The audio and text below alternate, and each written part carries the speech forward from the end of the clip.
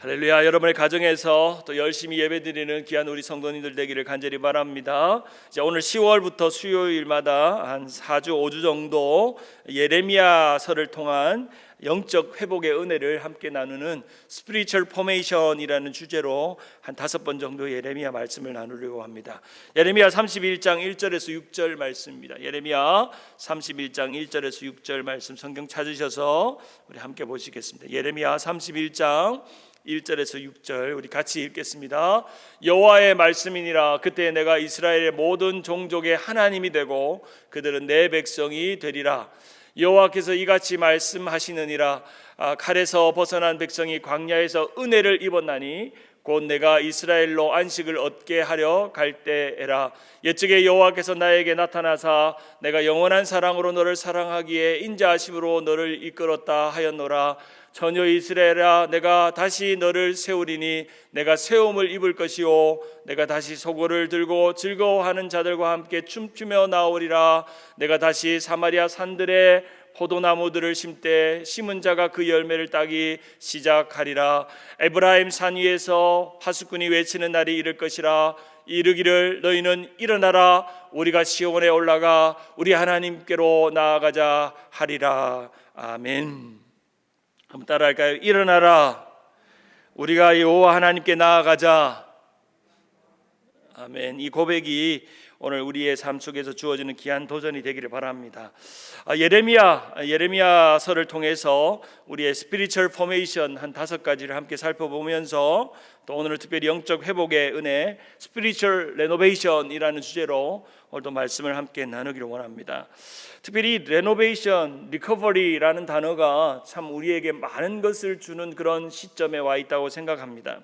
특별히 코비드-19의 시간 속에서 우리에게 상처받고 아파하고 힘든 삶의 영적인 삶이 리커버리가 되고, 그리고 이것이 그냥 리커버리하는 것으로 끝나는 것이 아니라 새로워지는, 새로운 삶으로 바뀌는 레노베이션이 일어나는, 우리의 개인적인 신앙의 갱신도 일어날 뿐 아니라 우리의 교회나 우리의 삶의 태도나 우리의 믿음의 모습 속에서도 레노베이션이 우리에게 일어나는 것이죠.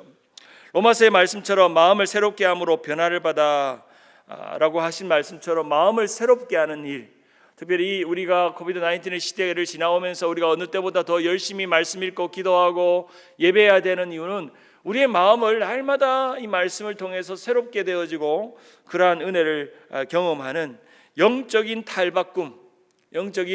탈바꿈이 일어나는 그런 계기로 우리가 삼아야 될 줄 믿습니다. 특별히 이제 오늘 우리가 살펴보는 이 예레미야, 이제 10월 한 달 동안 기도의 시간으로 눈물의 선지자이며 눈물의 사람으로 자신의 민족과 자신의 신앙과 자신의 공동체를 바라보며 안타깝게 울었던 참으로 귀한 중보기도자인 이 오늘의 예레미야, 그리고 그때의 예레미야를 살펴보면서 오늘 이 시대에 우리가 겪고 있는 이 수많은 어려움들 속에서 우리가 무엇을 리커버리하고 우리가 무엇을 레노베이션 해야 될지를 예레미야와 같은 눈물 어린 마음으로, 눈물의 호소의 기도로 하나님 앞에 나아가는 또 그런 시간이 되기를 간절히 바랍니다. 우리가 잘 아는 것처럼 예레미야는 남유다 왕국에 예언했던 선지자이죠. 예레미야의 마지막 왕들이 죽어가는, 그리고 그들이 포로로 잡혀가는 그런 마지막 장면, 시드기야 왕이 시드기 왕 518년에 잡혀갈 때, 518년에 잡혀갈 때 이 마지막 왕이었던 시드기야에게 마지막까지 그렇게 하면 안 된다, 하나님 앞에 회개해야 된다, 돌아가야 된다, 안 그러면 너희는 이 바벨론 나라에 잡혀가서 모든 것을 빼앗아 버리고 이 예루살렘 성조차도 다 잃어버리고 이제 남은 자들이 얼마 없을 것이다 라고 하는 눈앞에 보이는 고통의 시간, 눈앞에 보이는 하나님의 심판을 예언하면서 울면서 그들을 회개시키고 돌이키려고 했던 선지자가 바로 예레미야서입니다. 저는 특별히 선지자 중에 누구를 제일 좋아하느냐라고 묻는다면 저는 1등이 예레미야입니다. 특별히 예레미야 애가를 읽어보면 정말 슬프도다 하는 애곡과 애가가 넘치는, 참 눈물 없이 읽을 수 없는 이스라엘 백성의 공동체를 향한 영적 지도자의 마음, 그리고 그 땅의 백성들을 향한 안타까워하는 심령이 그 예레미야의 마음에 있는 것입니다. 특별히 우리 코비드-19의 시대 속에서 우리는 눈물로 기도해야 될 때입니다. 눈물로. 눈물로. 우리가 이 순간이 참 우리 눈앞에 펼쳐지는 이 장면을 보면서도, 우리가 매주일마다 주님 앞에 감격의 예배를 드리면서도 우리는 이 상황 속에서 우리 서로를 위해서 눈물로 기도할 수 있는 그런 은혜를 붙잡고, 그리고 눈물로 기도함으로 마음이 우울해지는 것이 아니라 희망과 소망을 붙잡고 하나님을 향한 새로운 레노베이션, 새로운 스피리추얼 포메이션을 새롭게 만들어가는 그런 도전과 은혜가 있어야 될 줄 믿습니다. 예레미야 1장 10절을 한번 보면, 예레미야 1장 10절을 찾아보겠습니다. 예레미야 1장 10절을 보면 하나님께서 자기 백성을 심판하시겠다고 작정하신 내용이 기록되어 있는데, 예레미야 1장 10절에 보면 보라, 내가 오늘 너를 여러 나라와 여러 왕국 위에 세워 내가 그것을 뽑고 파멸하고 파괴하며 파멸하고 넘어뜨리며 건설하고 심게 하였느니라 하시니라 라고 말씀합니다. 이 예레미야에게 처음 주셨던 이 자신의 백성과 공동체에 대한 운명이 기록되어 있습니다. 그들을 뽑고 파괴하고 파멸하고 넘어뜨리고 새롭게 건설하고 딴 데 심겠다 하는 겁니다. 뽑고 파괴하고 파멸하고 넘어뜨리는, 갈아엎겠다는 거죠. 갈아엎겠다. 지금 이제 우리가 올해 초에 밭을 심었던 분들은 이제 가을 되면 이제 갈아엎잖아요. 갈아엎어서 내년 봄에 새롭게 심듯이 하나님께서 하나님의 백성들을 갈아엎는 거죠. 마치 호세아 선지자에게 하셨던 하나님 말씀처럼 묵은 땅을 기경하는 거죠. 갈아엎는 거죠. 갈아엎는 작업이죠. 갈아엎는. 어쩌면 이 코비드 19의 시간이 우리에게 영적으로 이렇게 들여다보면 우리의 마음밭을 이렇게 갈아엎는, 그리고 쓸데없는 것들은 뽑아버리고 새롭게 하나님께서 건설하시는, 우리가 다시 모일 때 2021년도, 2020년도는 정말 우리가 레노베이션. 저는 요즘 내년 목회를 생각하면서 딱 머릿속에 딱 떠오르는 한 단어, 레노베이션. 리모델링이 아니라 그냥 조금 수리해가지고 그럴싸하게 만드는 정도가 아니라 레노베이션, 싹 다 갈아엎어지는 거. 우리 옛날에 유산슬 노래가 생각을 하죠. 싹 다 갈아엎어주는 사랑의 재개발 노래처럼 영적인 재개발이 우리 마음과 삶에 일어나는 거. 사랑하는 여러분, 코비드 19의 시간이 지나면 여러분의 마음과 생각과 신앙이 싹 다 갈아엎어지는 은혜가 있기를 주님의 이름으로 축원합니다. 우리 자신에게, 먼저 저 자신에게 지금 해왔던 목회나 설교나 신앙이나 삶에 갈아엎을 게 뭔가, 이렇게 싹 다 갈아엎을 게 뭔가. 바로 오늘 말씀처럼 하나님의 심판은 심판이라고 말하지만 우리는 그 심판이라고 읽으면 안 됩니다. 회복이라고 읽어야 합니다. 하나님의 심판의 뒷면에는 항상 회복이라는 단어가 쓰여 있습니다. 하나님이 왜 우리를 벌하시고 징계하시고 혼내시는가 하는 것은 우리가 그렇게 끝장나고 없어지기 위해서 그렇게 하지 않습니다. 우리의 삶에 어떤 심판이나 고난과 고통의 시간들이 지나오면 그 시간이 지나고 나서 우리 안에 회복되어지는 그런 은혜들이 우리 가운데 있다 하는 것입니다. 오늘 본문에 뽑고 파괴하며 파멸하며 넘어뜨리는 철저히 심판해서 너희들이 이전의 것들이 아닌 새로운 것들로 하나님께서 만들어 가신다는 그런 하나님의 레노베이션, 하나님의 갱신이 오늘 본문에 시작하고 있는 것이죠. 이스라엘 백성들이 70년간 바벨론 포로로 잡혀갔습니다. 자기가 태어난 곳이 아닌 이국 땅으로 마치 뽑혀가지고 하나님께서 거기서 버리신 것 같았지만, 그러나 그 속에서도 다니엘과 같이 에스더와 같이 믿음의 사람들을 하나님 세우셔서 믿음은 실패하지 않게끔 만들어 주셨고, 그토록 그동안 솔로몬의 왕 이후로 예루살렘 성전을 자랑하고 솔로몬 궁전을 자랑했지만 그들이 뽑혀서 약 1100km, 마일로 말하면 690마일, 어쩌면 여기서부터 아마 유타 솔트레이크 시티까지 질질 끌려서 포로로 잡혀가서 그 땅까지 가는 그런 바벨론의 외로운 포로 생활 속에서 그들이 이전에 드렸던 예배가 얼마나 소중한 예배인지, 그들이 예루살렘 성에서 종교적으로 드렸던 제사나 절기나 그 땅에서 하나님을 찬양하며 예배 드렸던 것이 얼마나 소중한 예배인지를 깨닫게 하는 것입니다. 그래서 그러한 자들만 살아남아서 돌아오게 하시는, 70년이 지나서 돌아오게 하는 거예요. 우리가 그런 질문을 해보죠. 코비드 19의 19이 우리의 신앙에서 준 유익이 뭐냐? 유익이 뭐냐라고 물으면 여러분 뭐라고 대답하시겠어요? 코비드 19이 여러분의 신앙에서 준 유익이 뭐냐? 저는 그 첫 번째 이유는 예배의 소중함, 교회 공동체의 소중함을 깨닫게 했다는 거예요. 그 전에 백날 예배가 중요합니다. 예배당에 모일 때 여러분 예배 잘 드리셔야 합니다. 예배 시간을 지키셔야 합니다. 우리가 이렇게 예배 드리는 게 얼마나 은혜인지 모릅니다. 수없이 우리가 말했고 주일 성수하라고 그렇게 요구하고 외쳤건만, 아이고 우리 쉽게 생각했던 모든 것들이 우리가 이렇게 예배당을 가고 싶은 마음을 갖게 만들었다는 거예요. 우리 성도들도 전화를 해보면 진짜 예배당 가고 싶어하는 분들이 많으세요. 예배당에 진짜 예배당에 가고 싶다. 우리 몇 주 전부터 오신 우리 강홍재 집사님은 스마트폰도 이게 유튜브가 안 되니까 지난 7개월 동안 예배를 못 드리셨어요. 거의 못 드리셨어요. 예배를 못 드리셨어요. 그리고 주일에 이리 오니까 너무 이 어른이 좋으셔가지고 맨 앞자리에 앉으셔가지고 예배가 얼마나 소중한지, 우리의 삶에 영적인 은혜를 회복하는 가장 큰 도구가 예배라는 거, 그것을 우리가 깨닫게 하고 생각하게 하는 것이죠. 그리고 우리의 신앙을 한번 돌아볼 수 있는 계기가 됩니다. 어쩌면 이 코비드 19에 우리가 포로 당했던 시대입니다. 그래서 우리 각자 흩어져 있지만 그래도 우리 주일마다 용기 내어서 예배드리 오는 분들이 보면 여러분의 표정이 너무너무 참 은혜로워요. 예배드리고 가는 파킹랏에서 여러분이 막 대화하면서 담소 나누면서 교회는 이래야지, 진짜 교회는 이거야, 이런 표현이겠지만 교회의 맛은 이거야.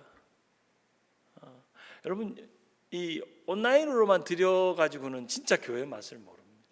신앙 공동체의 맛을. 이스라엘 백성들이 70년 포로 생활 동안 이 그들의 믿음의 공동체의 맛을 잃어버렸어요. 그래서 그것을 하나님이 깨닫게 하시는 방법이 바로 이런 시간입니다. 오늘 본문 예레미야 31장은 포로된 마음에 사로잡힌 자들, 죄에 대한 죄책감에 자유 없는 자들, 버림받고 두려움과 기쁨을 잃어버린 자들에 주는 위로의 메시지입니다. 위로의 메시지. 예레미야 33장 오늘 본문의 앞장을 보면 위로의 두루마리의 이야기가 등장합니다. 바로 앞장 30장 31장이 위로의 메시지인데 30장 앞장을 30장부터 33장까지 위로의 두루마리의 내용인데 그 30장, 31장, 32장, 33장에 나와 있는 이 위로에는 두 가지의 위로가 있어요. 첫째는 너희가 돌아올 것이다. 내가 반드시 돌아올 것이다. 두 번째, 너희는 돌이켜야 한다. 하나님의 위로는 두 가지밖에 없어요. 회복과 회개입니다. 한번 따라할까요? 회복과 회개. 사랑하는 여러분, 우리가 코비드 19의 이 시간이 있어도 우리를 이 자리로 회복시켜 주실 하나님의 은혜를 기대하시며 믿으시기를 주님의 이름으로 축원합니다. 우리는 반드시 돌아오게 할 것입니다. 우리는 그 자리에 그대로 머물러 있지 않고 주님께 예배하며 모여서 한미교회 공동체로서 우리는 하나님 앞에 돌아오며 또 예배 자리로 돌아오게 할 것입니다. 그러면 돌아와서 해야 될 것은 뭐냐? 돌이키는 것입니다. 우리의 마음을 돌이키고 지난날에 우리가 지었던 죄들을 돌이키고 우리의 신앙을 돌이키는 겁니다. 그래서 흔히 회복의 은혜는 두 가지인데 돌아옴과 돌이킴입니다. 리턴이라는 단어가 그런 의미죠. 리턴. 주님께로 다시금 돌아가고 그리고 우리의 마음을 주님께로 다시금 돌이키는, 그것이 바로 영적인 은혜의 핵심이라고 말할 수 있습니다. 그 영적으로 돌이키는 삶을 예레미야 31장 18절 19절을 보면 이렇게 기록되어 있습니다. 예레미야 31장 18절 19절을 한번 읽어봅니다. 예레미야 31장 18절 19절 시작. 에브라임이 스스로 탄식함을 내가 분명히 들었노니 주께서 나를 징벌하심에 멍에에 익숙하지 못한 송아지 같은 내가 징벌을 받았나이다. 주는 나의 하나님이시니 나를 이끌어 돌이키소서. 그리하면 내가 돌아오겠나이다. 여기서 돌이키소서, 돌아오겠나이다. 돌이키고 돌아오는 것. 여러분, 선지자의 메시지 중에 가장 중요한 메시지가 돌이키라, 돌아오라, 하는 이 두 가지 메시지밖에 없습니다. 19절에 보면 내가 돌이킨 후에 뉘우쳤고, 뉘우쳤다는 말이 뭡니까? 회개했고, 내가 교훈을 받은 후에 내가 볼기를 쳤사오니, 내가 정신을 딱 때리면서 큰일 났다, 내가 잘못했다, 볼기를 착 치면서 쳤사오니 이는 어렸을 때의 시험을 짐으로 부끄러움과 욕됨을 이다 하였도다. 이제 깨달았다는, 자기 자신의 볼기를 치면서 내가 왜 그랬을까, 내가 왜 그 죄의 가운데 있었을까, 왜 영적으로 실패했을까를 깨달았다는 겁니다. 그리고 그 앞절 예레미야 31장 1절과 2절을 같이 한번 읽어봅니다. 예레미야 31장 1절과 2절. 여호와의 말씀이니라. 시작. 여호와의 말씀이니라. 그때 내가 이스라엘 모든 종족의 하나님이 되고 그들은 내 백성이 되리라. 여호와께서 이같이 말씀하시니라. 칼에서 벗어난 백성이 광야에서 은혜를 입었나니 곧 내가 이스라엘을 안식을 얻게 하려 갈 때라. 광야에서 은혜와 안식을 얻게 하셨다. 회복된, 하나님 앞에 돌이키고 돌아간 사람들에게 주시는 은혜 두 가지. 첫째는 은혜를 주시고 안식, 이제 쉼이 있게 하셨다는 것입니다. 그것이 바로 하나님의 영적인 은혜요, 하나님의 도전이라고 말할 수 있습니다. 그렇다면 오늘 이 말씀에서 회복의 은혜를 경험하는 방법 네 가지를 나누고 오늘 말씀을 마무리하려고 합니다. 첫 번째, 관계가 회복돼야 합니다. 누구와의 관계죠? 누구와의 관계죠? 하나님과의 관계입니다. 저는 신앙 이꼴 관계라는 단어가 너무너무 중요하다고 생각합니다. 의로움 이꼴 관계라는 단어가 너무너무 중요하다고 생각합니다.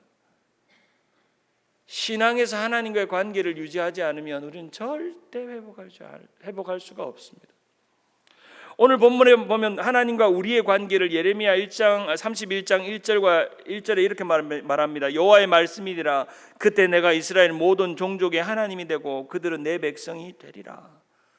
하나님은 나의 하나님. 여기서 하나님이라는 것은 우리가 주일날 이 다윗이 고백했던 하나님 아도나이라는 뜻이에요. 당신은 나의 아도나이입니다. 나의 주인입니다. 나는 당신의 소유물인 백성입니다. 예레미야 30장 22절에 너희는 내 백성이 되고 나는 너희의 하나님이 되리라. 이 메시지는 구약에 울려 펴지는 가장 큰 타이틀입니다. 나는 너희의 하나님이 되고 너희는 내 백성이 되리라. 이 관계, 이스라엘 백성들의 실패는 뭐냐? 바로 하나님의 백성됨을 잊어버린 거죠. 그래서 헛된 우상을 섬기고 이방 나라를 의지하고 자신의 힘을 의지하고 왕들은 자신의 권력과 능력을 의지하면서 하나님 없는 삶을 살았다는 것입니다. 회복의 첫 번째 단계는 하나님이 누구시며 나는 하나님에게 어떤 존재인가를 깨닫는 것입니다. 사랑하는 여러분, 여러분의 가정에서 나는 하나님께 어떤 존재일까 생각해 보시기 바랍니다. 나는 하나님께 어떤 존재일까? 그리고 내가 믿는 하나님은 어떤 분일까? 다윗의 기도에 보면 항상 하나님이 어떠한 분이 어떠함을 고백합니다. 여호와는 나의 방패시요 나의 힘이시요 나의 능력이시요 나의 요새시요 나의 산성이시요 나의 소망이시요 나의 기쁨이시요 피할 바위시요. 다윗의 믿음 속에는 하나님의 어떠함에 대한 실패하지 않는 마음이 우리 그 마음 안에 있었던 것이죠. 사랑하는 여러분, 우리가 코비드-19의 시간 속에서 이 코비드-19이 우리를 포로로 에워싸도 우리가 두려워하지 않는 것은요, 하나님이 누군지를 알기 때문에. 하나님 내 삶에 어떤 분인지, 내가 믿는 하나님은 어떤 분인지, 그 하나님과 나의 관계는 잘 연결되어져 있는지. 하나님과의 관계. 우리의 신앙의 회복의 첫째는 여러분의 하나님과의 관계를 점검해 보셔야 합니다. 하나님과의 관계가 나에게 잘 연결되어져 있는, 아니면 여러 가지 삶의 문제들 때문에 그것이 끊어지고 잔절되어지고 깨어지고 있지는 않는지. 관계의 회복이 영적 회복의 은혜의 첫 번째입니다. 두 번째는 사랑의 회복입니다. 그럼 관계만 막 맺어진다고 끝나는 게 아니라 사랑이 그 관계 속에서 주고받아지는 은혜가 있어야 된다는 겁니다. 2절을 봅시다. 예레미야 31장 2절. 여호와께서 이같이 말씀하시니라. 칼에서 벗어난 백성이 광야에서 은혜를 입었나니 곧 내가 이스라엘로 안식을 얻게 하려 갈 때에. 3절에 옛적에 여호와께서 나에게 나타나서 내가 영원한 사랑으로 너를 사랑하기에 인자함으로 너를 끌었다 하였노라. 참, 하나님께서 말씀하시죠. 옛적에 하나님께서 나타나셔서 말씀하셨다는 것. 내가 너를 영원한 사랑으로 너를 이끌었다 하는 거죠. 영원한 사랑, everlasting love, steadfast love, 변함이 없는 unceasing love, 멈춤이 없는 영원한 사랑, 영원한 사랑, 영원한 사랑. 이 세상에서 끊을 수 없는 환난이나 적신이나 공고나 질병이나 고통이나 죄악이나 악한 것들이 끊을 수 없는 그리스도의 사랑에서 우리를 끊을 수 없다고 하시는 그 사랑, 그 사랑의 공급함이 날마다 우리 가운데 있어야 합니다. 우리 마음 안에 진짜 사랑의 관계의 회복이 계속 회복되어야 합니다. 혹시 여러분 중에 마음이 우울한 분이 계십니까? 집에만 갇혀 계셔서 참 답답해서 참 마음이 힘든 분이 계십니까? 그럼 하나님의 사랑의 관계를 계속 묵상하십시오. 하나님의 사랑, 하나님 사랑의 눈으로 너를 어느 때나 바라보시고 하나님 인자한 귀로서 언제나 너에게 기울이시니 우리의 작은 음성, 작은 마음에도 귀를 기울이시는 하나님의 마음, 하나님의 사랑, 하나님의 사랑 안에 머무는 사랑의 공급함을 날마다 누리며 경험하면요 우울할 새가 없습니다. 우울한 사람은 하나님의 사랑이 고갈된 사람이 우울해요. 하나님의 사랑이 마음에 막 부어지며 우리의 마음 안에 감사가 생기고 기쁨이 생기고 하나님의 사랑이 우리 안에 막 충만하면 내 감정에 집착할 시간이 없어요. 사랑하는 여러분, 우리가 회복되려면 하나님의 사랑을 묵상하세요. 하나님이 나를 어떤 사랑으로 사랑하시는가? 어떤 사랑은 오늘도 나를 사랑하고 계시는가? 하나님의 그 멈추지 않는 영원한 사랑이 오늘 나에게 어떻게 나를 회복시키시고 깨닫게 하시고 온전케 하시는가? 하나님의 사랑을 깨닫습니다. 저 미물 같은 동물도 요즘 우리 교회에 개 한 마리가 있잖아요. 거기 한 달 가까이 사랑을 줬더니 사랑 주는 사람을 알아요. 저도 며칠 만에 얼굴 보니까 꼬리를 흔들고 막 귀를 뒤에 젖혀가지고 막 춤을 추면서 막 이 보잘것없는 미물 동물도 누군지 알아본다는 거예요. 누구를 사랑해야 될지 알아본다는 거예요. 그런데 왜 우리는요 동물보다 못해요? 하나님이 우리를 얼마나 사랑하시고 때마다 일마다 공급하시고 돌보시고 보호하시고 지키시고 위로하셨는지. 저는 오늘 아침 우리 강아지, 우리 교회에 있는 그 거미 개를 보면서 야, 얘가 나를 뭐라고 이렇게 사랑할까? 그저 그냥 좋아하는 거예요. 좋아하는 거. 조건 없이 그냥 자기와 함께함으로 사랑하는 거, 예뻐하니까, 사랑하니까, 쓰다듬어 주니까. 우리 하나님에 대해서 그런 마음이 있나요? 정말 조건 없이 하나님께 막 하나님이 보이면 막 달려가는 거죠. 이 개가 좀 컸는지 이제 저 차에서 내리자마자 막 신나서 막 달려오는 거. 지난주까지만 안 달려왔거든. 이미 이름 불러도 안 달려오는데요. 막 달려와가지고 자기 사랑해달라고. 그러면서 내 모습을 봤어요. 나는 하나님 앞에 이렇게 달려가는 사랑이 있나? 하나님 앞에 쫓아가야지. 좀 힘들고 어려우면 그냥 축 처져가지고 힘들다고 이렇게 넘어 있지 않나? 정말 하나님 앞에 나는 부지런히 하나님의 사랑을 원해서 달려가고 있나? 한번 생각해 봤어요. 세 번째로 회복의 은혜는요 기쁨이에요. 기쁨. 첫째는 관계고 두 번째는 사랑이고 세 번째는 기쁨이에요. 사랑하는 여러분, 여러분이 하나님과 좋은 관계를 맺고 하나님의 사랑 안에 있으면 그 다음에 주어지는 건 기쁨이에요. 100%예요. 만약에 기쁨이 없어요?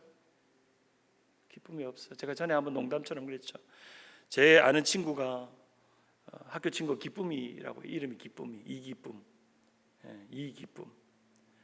전화해요. 기쁨이 집에 있어요. 기쁨이 집에 없는데 기쁨이 언제 들어와요? 기쁨이 내일 들어온다. 여러분, 기쁨이 언제 들어와요? 지금 들어오나요? 여러분 마음 안에 기쁨이 있나요?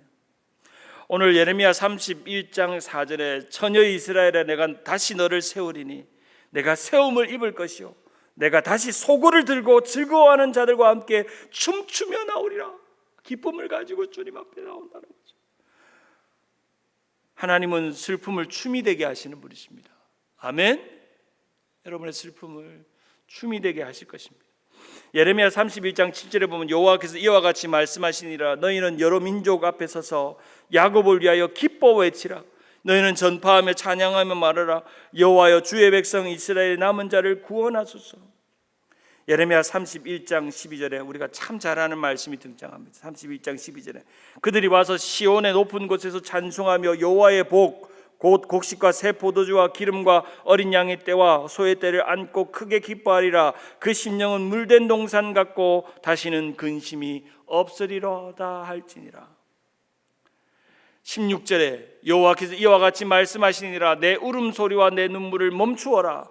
내 일의 싹을 받을 것인즉 그들이 그의 대적의 땅에서 돌아오리라. 여호와의 말씀이니라. 고통의 시간이 지나고 기쁨이 올 것입니다.